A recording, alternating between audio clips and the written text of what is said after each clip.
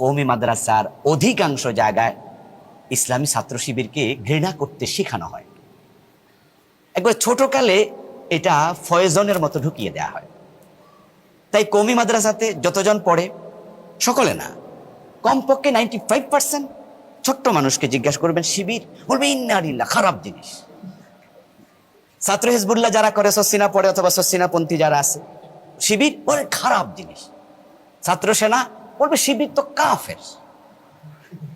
হ্যাঁ, আমার এক তালাতো ভাই মানে বড় ভাই, আপন বড় ভাইয়ের ওয়াইফের বড় ভাই। তা আমাদের কুমিল্লা অঞ্চলে তালতো ভাই বলি না আমরা, কোথাও কোথাও বেয়াই বলে, তা আমরা কুমিল্লা অঞ্চলে তালতো ভাই বলি। তা আমার তালতো ভাই উনি শিবির করতেন। আমি যখন ক্লাস 6-এ পড়ি, উনি তখন আলিমে পড়েন। তো উনি শিবির করতেন, এই জন্য আমাদের বাড়িতে একবার উনি গিয়ে চক দিয়ে টিনের চালে, উনি লম্বা ছিলেন, আমরা ছোট, আমি 6-এ পড়ি, আমি তো ছোট, 5-এ পড়ি, তো উনি এভাবে টানা দিয়া টিনের মাঝে শিবির লিখছে।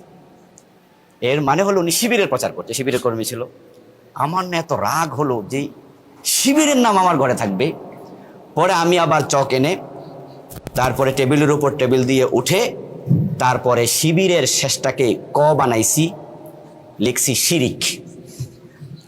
হ্যাঁ, শিবির না, এটা শিরিক। এর মানে শিবির যারা করে তারা মুমিনই না।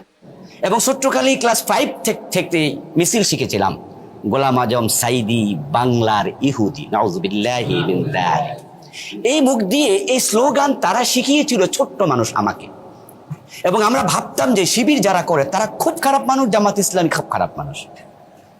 কিন্তু আজকে ইসলামী ছাত্র শিবিরের কেন্দ্রীয় কার্যকরী পরিষদ সদস্য আপনাদের সামনে রাসূলুল্লাহ সাল্লাল্লাহু আলাইহি সাল্লামকে একাধিকবার বলেছেন তিনি আমাদের মডেল, তিনি আমাদের আদর্শ।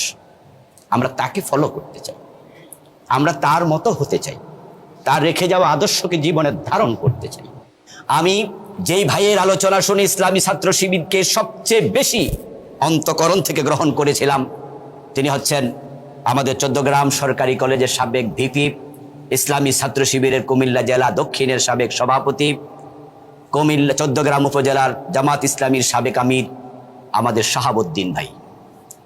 আপনারা জানি না এখন সবাই নাম শুনেছেন কিনা, কারণ উনি এখন চৌদ্দগ্রামে থাকতে পারেননি, গত 10-12 বছর ঢাকা হিজরত করে চলে গিয়েছেন, পরিবার নিয়ে থাকার কোনো পরিবেশও ছিল না। এই জন্য আপনাদের কাছে নামটাও পরিচিত হতে পারে। এক সময়ের বিপ্লবী নেতা ছিলেন। আমাদের নোয়াবাজার, মিয়া বাজারের পাশে একটা বাজার আছে নোয়াবাজার নাম। এই নোয়াবাজারে হাসপাতাল আছে, ওই হাসপাতাল মসজিদে সম্ভবত আমি ক্লাস 6-এ তখন পড়ি, সুপুয়া মাদ্রাসাতে সব্বেদারি হলো। ওই সব্বেদারি তো চিনেন নাকি? আচ্ছা, সব্বেদারি হলো। সব্বেদারিতে রাতের প্রথমাংশ দার্স হলো। দার্সের পরে ঘুমিয়ে গেলাম, রাতের 2:30-3টার দিকে জাগিয়ে দিল। তারপরে সেখানে একটি আলোচনা হলো। আলোচক ইসলামী ছাত্র শিবিরের তখনকার তিনি জেলা সভাপতি মনে হয় হন নাই, চৌদ্দগ্রামের থানা সভাপতি ছিলেন, মেহমান হিসাবে এখানে এসেছিলেন। উনি আলোচনা করলেন, অবাক হয়ে শুনলাম, শার্ট প্যান্ট পরা একজন ভাই মাদ্রাসা শিক্ষিত ছাত্রদের সামনে, সুপুয়া মাদ্রাসায় পড়ে, আলিমে ফাজেলে কুমিল্লা আলিয়া পড়ে, জাম্মুরারের দিকে লজিং থাকে, আপনার ওই কামিলে পড়া ছাত্রদের সামনে কলেজে পড়ুয়া একজন ভাই এত চমৎকার আলোচনা করছে কোরআন হাদিস থেকে।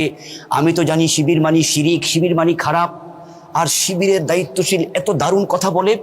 আমি আকৃষ্ট হলাম, ওয়ান্ডারফুল। আর ভাবছি কাদেরকে এতদিন ঘৃণা করলাম। কিছুক্ষণ পরে এবার বাতি নিভিয়ে দিল, বাতি নিভিয়ে দিয়ে একটা মুনাজাত করলো।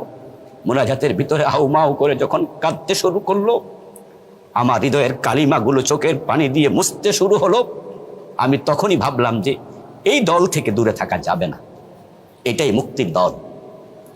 আমি তখনই শিবিরকে হৃদয়ে ধারণ করি। আলহামদুলিল্লাহ, এখন জামাত ইসলামী করি,